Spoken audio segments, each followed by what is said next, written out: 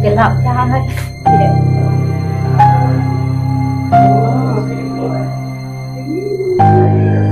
Bismillah.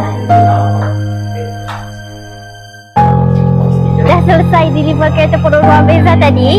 Sekarang TSM berada di sini. Kelly Castle. Betul tak sebutan Fira korang? Ini adalah bangunan bersejarah. Siapa pernah sampai kat tempat ni? Cuba komen dekat bawah. Korang pernah tak naik atas sana? Nanti tak? Ramai orang boleh tengok kat sana. Sekejap lagi kita akan naik ke atas sana korang.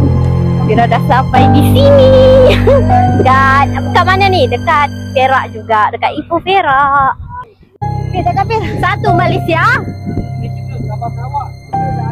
Kita berada di Kelly Castle. Kelly Castle. Ini bangunan bersejarah ni. Tingkat, 2 tingkat, 3 tingkat, 4 tingkat. Kami menghala menuju masuk ke situ. Bye.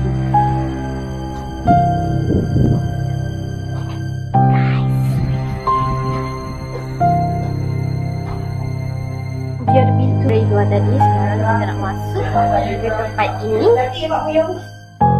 Tempat yang agak sempit sedikit. Wish makan gelap guys. Tidak. Allah.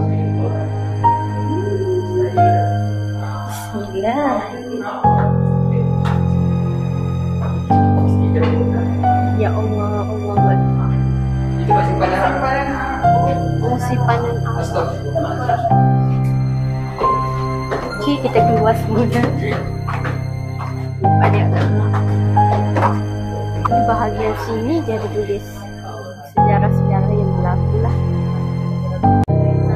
Okey. Tempat apa ni guys? Okey, di bahagian ni pemandangan daripada kat luar lah. Kita akan naik ke tingkat atas pula. Guys, ni kita nak naik ke tingkat atas.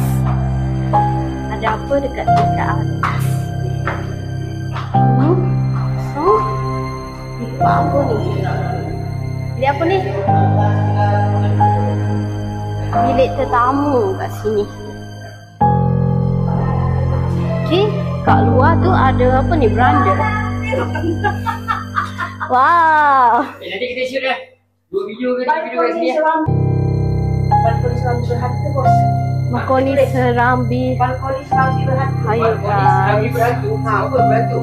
Balkoni Serambi Terdapat sebuah Berhantu. kisah tentang suami isteri berbangsa Eropah dari Kanada yang mengunjungi Kelly Castle pada malam untuk ambil gambar. Haiwan Lepas tu, aja. tengah-tengah berdiri nampak Kelawar. misteri jumpa seorang lelaki berdiri sama dengan perempuan. Allah. Salah cerita.